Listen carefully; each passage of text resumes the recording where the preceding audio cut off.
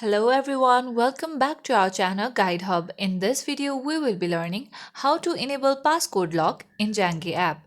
To enable passcode lock in Zangi app, first make sure that you have downloaded the Zangi application in your device. If you have not downloaded the application, you have to go to your Play Store or the App Store depending on the device you are using and then download the Zangi application. Here, I have already downloaded the Zangi application, so tap Open the application. Once you open the application, make sure that you are logged in. In the settings section, you will see your private number, your profile information, and various other information as well. Here, tap on Privacy.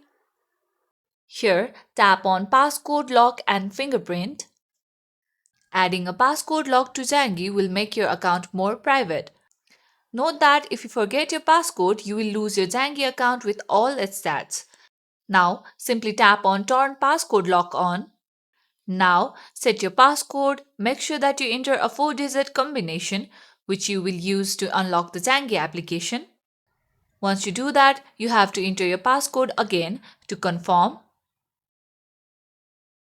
And now, you have successfully turned on passcode lock in Zangi. You can also change your other settings here, including your auto lock, unlocking with fingerprint, or turn wipe passcode on. That's it for today's video. Hope you guys find this tutorial helpful. If yes, don't forget to like and subscribe to the channel. Press the bell icon so you never miss out to our videos. Goodbye till then.